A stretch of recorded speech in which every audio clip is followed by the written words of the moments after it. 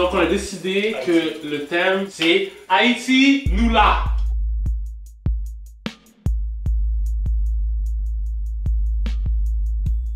On est trois à se creuser la tête pour créer un court-métrage en 100 heures sur le thème Haïti nous là.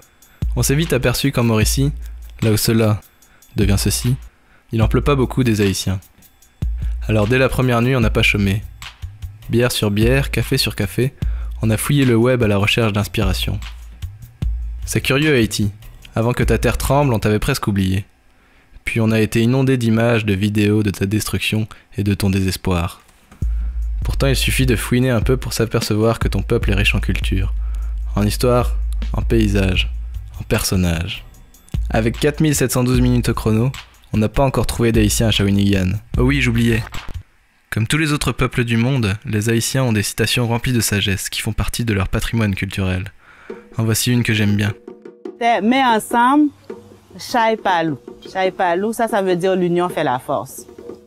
Je m'appelle Cécile Ménard. Je m'appelle Michel Ménard.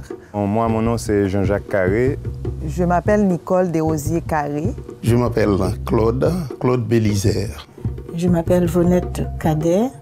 Haïti, où j'ai vécu toute ma jeunesse et mon enfance, c'était vraiment la perle des Antilles. C'était beau, on était bien, il faisait bon vivre là-bas. Donc, je suis arrivé en 1965 dans la foulée des départs à cause du dictateur François Duvalier. Je suis partie d'Haïti vers l'âge de 16 ans. Et moi, ça a été suivre mes parents. À l'âge que j'avais, je ne pouvais pas décider de ma destinée. Je suis arrivé au Canada parce qu'à l'époque, on ne disait pas on arrivait au Québec. De l'étranger, on arrive au Canada. Autour de 2004-2005, on a pris la décision de venir volontairement ici, m'établir avec ma famille et puis pour élever nos filles. C'était des jours terribles où on a vécu des traumatismes majeurs. Parce que 2 jours avant notre départ, on a perdu un ami qui a été assassiné chez lui et il habitait proche de chez nous. Derrière Mon, Guémon. Derrière les montagnes, il y a d'autres montagnes. J'étais en Haïti quand le tremblement de terre est survenu et puis donc j'ai vécu tout ça. La plupart de mes parents sont en Haïti et je suis restée sans nouvelles pendant des heures dans l'angoisse. Et Jean-Jacques était en Haïti à ce moment-là, donc il me fallait aller toucher du doigt et puis comme voir que c'était vrai. J'ai survécu à ce tremblement de terre, c'est quelque chose, mais c'est aussi très difficile d'avoir pu vivre toute cette destruction à Port-au-Prince. Le séisme est venu m'être plongé à Haïti dans le chaos, disons. C'est dramatique ce qui se vit là-bas. Et de trouver 5 mois après, Port-au-Prince encore sous les décombres, il ne manquait que les cris, que les gémissements, parce que tout est pareil. C'était aussi un constat d'échec aussi. Je passais dans les hôpitaux, je cherchais des médicaments, j'en trouvais pas, les pharmacies étaient complètement vides.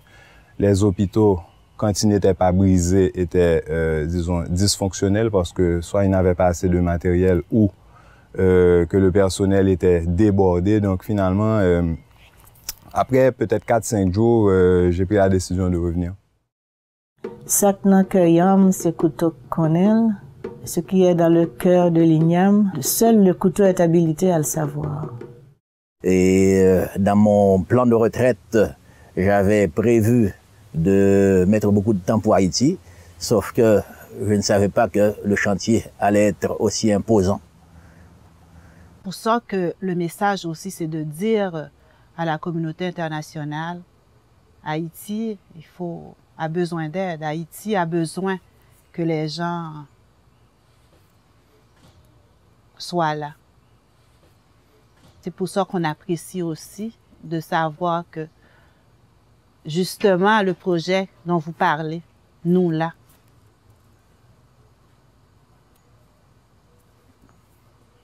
et c'est fort comme message.